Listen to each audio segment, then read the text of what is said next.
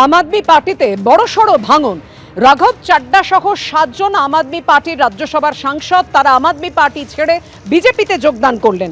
রাঘব চাড্ডা, সন্দীপ পাঠক, অশোক মিত্তাল সহ যোগ দিলেন আপের 7 জন সাংসদ। হরভজন সিং ও সাথী মালওয়ালও ছাড়ছেন আপ, এমনটাই দাবি রাঘব চাড্ডার। অভয়ার মাকে পাশে নিয়ে নারী নির্যাতনের ফাইল খোলার আশ্বাস দিয়েছেন প্রধানমন্ত্রী নরেন্দ্র মোদী। তিনি ফের আরজি কর নিয়ে আক্রমণ শানালেন এবং নারী সুরক্ষা নিয়ে আক্রমণ শানিয়েছেন তৃণমূলকে। जिस मां ने अपनी बेटी को डॉक्टर बनाया और जिसकी बेटी को टीएमसी के महाजंगल राज ने छीन लिया, बीजेपी ने उस मां को अपना उम्मीदवार बनाया है। जब बंगाल की बेटियां न्याय मांगती हैं तो टीएमसी की निर्मम सरकार बेटियों को एक ही बात कहती है, रेप से बचना है, जिंदा रहना है तो घर से बाहर ही न निकलो। बीजेपी बेटियों के सपने नहीं कुचलने देगी। 4 मई को बीजेपी सरकार बनने के बाद उन पर हुए हर अन्याय, हर अत्याचार की फाइलें खुलेगी। मैं फिर से कहता हूं, फाइलें खुलेगी और ये मोदी की गारंटी है। আমাকে বলেছেন আপনি খুব সাহস দেখিয়েছেন। তখন আমি বলেছি আমি মেয়ের ন্যায় বিচার চাই এবং মেয়ের নাম প্রকাশ্যে আনতে চাই, মুখ দেখাতে চাই। আমার মাথায় হাত রেখেছেন। আমরা কোনো অন্যায় করিনি, আমার মেয়েও কোনো অন্যায় করিনি, ন্যায় বিচার আমি পাবই। প্রত্যেকটা মা বাবার সঙ্গে যেটা ঘটে আমাদের রাজ্যে, সবাই খুব কষ্ট পায়। কেউ মন থেকে প্রতিবাদ করতে বাইরে বেরোতে পারে না, সাহসটা পায় না। কিন্তু আমার সাহস ছিল আমার মেয়ে, তাকে হারিয়ে সাহসটা আমি কোথাও হারাতে পারিনি।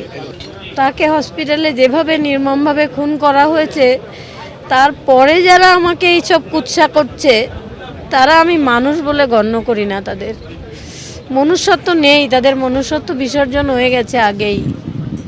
পূর্ণ শ্রদ্ধা সম্মান জানিয়ে বলছি, উন্নাও, হাতরাস, প্রয়াগরাজ, বিলকিস, ওড়িশা, দিল্লি, মণিপুর, মধ্যপ্রদেশ এবং আমাদের সোনার মেয়েদের, কুস্তিগিরদের শ্লীলতাহানি করা এমপি, যাকে নিয়ে নরেন্দ্র মোদী পাশে বসে থাকেন, গতকালও পরশুও দিল্লিতে যে ধর্ষণ এবং খুন হয়েছে সেসব লোকের সঙ্গে এক মঞ্চে বসছেন। আপনি এই রাজনীতিটায় আপনার মেয়ের দুর্ভাগ্যজনক মৃত্যুকে নামিয়ে আনছেন কেন? বাংলার মানুষ বোঝেন। আর নরেন্দ্র মোদী, আপনি আগে নিজের রাজ্যগুলো সামলান, দিল্লি সামলান। একের পর এক ঘটনা ঘটে যাচ্ছে। দুর্নীতির কথা কাদের বলছেন? সারা দেশে, পশ্চিমবঙ্গ থেকে শুরু করে আসাম থেকে। গঙ্গাবক্ষে প্রধানমন্ত্রী নরেন্দ্র মোদী কথা বলেন নৌকো চালকদের সঙ্গে।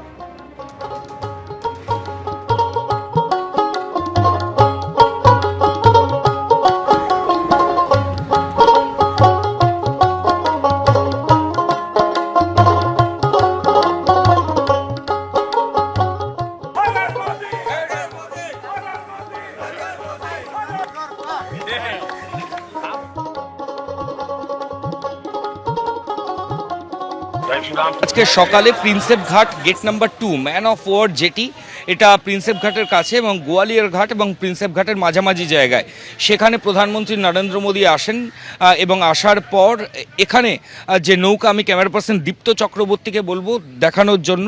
দেখো এই প্রিন্সেপ ঘাট 2 নম্বর যে জেটি, তার সামনে প্রচুর নৌকা রয়েছে। এই যে W1908 যে 2 নম্বর যে নৌকা, যেটা দেখতে পাওয়া যাচ্ছে আপাতত ঘাটের কাছে বাঁধা রয়েছে, এই নৌকাতেই ছিলেন প্রধানমন্ত্রী প্রধানমন্ত্রী নরেন্দ্র মোদী, এবং এখান থেকে এই নৌকা যায় সোজা towards river traffic police Kolkata, সেই যে গোয়ালিয়র ঘাটের দিকে, সেখানে কিছুটা সময় গঙ্গার মধ্যে স্টে করে এবং তারপর ফের আবার দ্বিতীয় হুগলি সেতুর কাছে এই ম্যান অফ ওয়ার জেটি, যেটা প্রিন্সেপ ঘাট 2 নম্বর গেটের কাছে, সেখানে এই বোট চলে আসে।